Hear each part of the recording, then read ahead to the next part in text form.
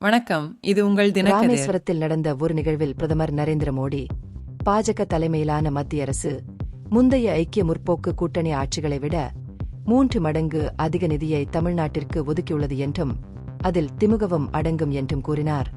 இந்த அதிகரித்த ஒதுக்கீடுகள் மாநிலத்தின் பொருளாதார மற்றும் தொழில்துறை வளர்ச்சிக்கு குறிப்பிடத்தக்க பங்களிப்பை அளித்துள்ளன என்று அவர் வலியுறுத்தினார். விமர்சகர்களை விமர்சித்த அவர், சிலர் காரணமின்றி புகார் கூறுவதாகவும் வளர்ச்சி முயற்சிகள் இருந்தபோதிலும் தொடர்ந்து அழுகிறார்கள் என்றும் கூறினார். இந்த நிகழ்வு பாம்பனில் முதல் செங்குத்து கடல் ரயில் பாலத்தின் திறப்பு விழாவையும் தீவை பிரதான நிலப்பகுதியுடன் இணைக்கும் புதிய ரயில் சேவையையும் தொடங்கி வைத்தது.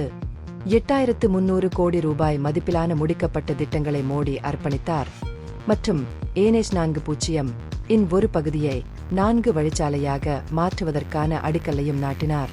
2014க்கு முன்பு 900 கோடி ரூபாயிலிருந்து தற்போது 6000 கோடி ரூபாய்க்கு மேல் மாநிலத்தின் ரயில்வே பட்ஜெட் உயர்ந்துள்ளதை அவர் எடுத்துரைத்தார். எல்லை நிர்ணயம் குறித்து முன்னர் கவலை தெரிவித்த தமிழக முதல்வர் ஸ்டாலின் குறிப்பாக வரவில்லை.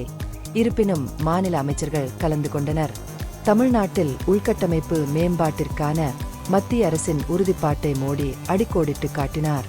தமிழ், இந்தி மற்றும் ஆங்கிலத்தில் ஆற்றிய உரையில் பிரதமர் தமிழ் கலாச்சாரம் மற்றும் மொழியை பாராட்டினார்.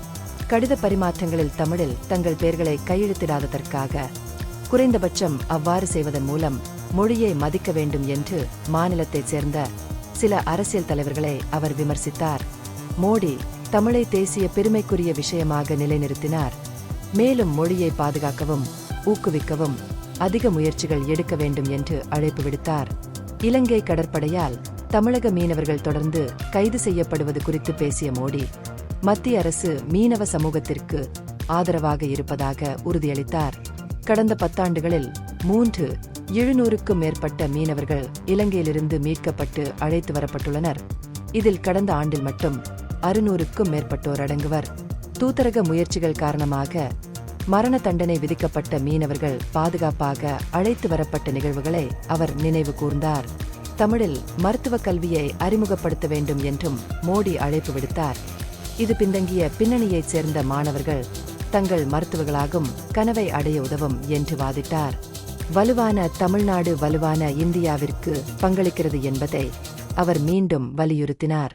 பாம்பன் பாலத்தில் பேசிய அவர், இது பயணம் மற்றும் வர்த்தகத்தை மேம்படுத்தும், இணைப்பை மேம்படுத்தும், புதிய வேலைகளை உருவாக்கும் மற்றும் சுற்றுலாவை அதிகரிக்கும் என்று கூறினார்.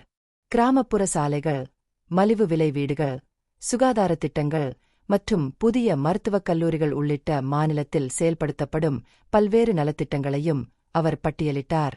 இந்த பகுப்பாய்வு நுண்ணறிவுள்ளதாக கண்டால், முக்கியமான அரசியல் முன்னேற்றங்கள் குறித்த கூடுதல் புதுப்பிப்புகளுக்கு லைக் செய்யவும், ஷேர் செய்யவும், சப்ஸ்கிரைப் செய்யும்.